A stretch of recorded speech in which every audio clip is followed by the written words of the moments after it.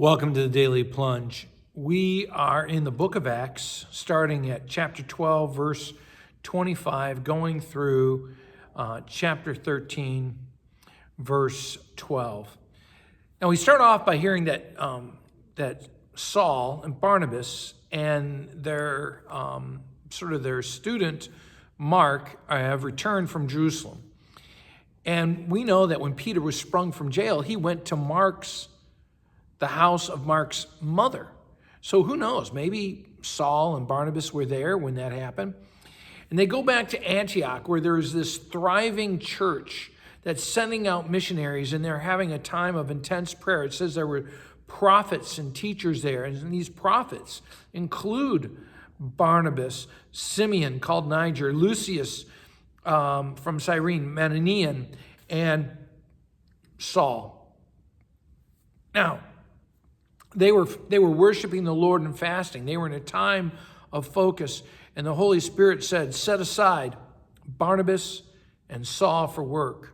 I've called them." So they, after they fasted and prayed, after they had discerned what God was calling them to do, they laid hands on them, blessed them, and sent them off in their ministry. You know, how are we praying and fasting and asking, where is God leading us in our ministry? Each and every one of us. Where is God calling you? And how can we be encouraging you? Now, after this, they go on to Cyprus. And they get there and they're preaching in the Jewish synagogues. Mark, also known as John, was with them as their helper. And they traveled the whole island until they get to really the capital. And when they go to the capital, they're met by a Jewish sorcerer, which is kind of an oxymoron, because I want you to think about what a sorcerer is. A sorcerer is someone who claims to have magic powers, and these powers are gained from the assistance of evil spirits. This is not Mickey Mouse with his little hat on, right? These are guys who are trying to work out of evil spirits.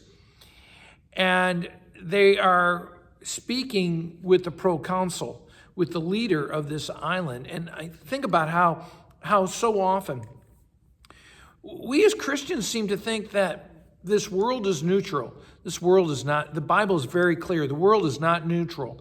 There is a power at work in this world, and they call it what it is in this passage. It's evil. They recognize the deceit and trickery of this man named Bar-Jesus or Elymas. And they recognize that all this is from Satan.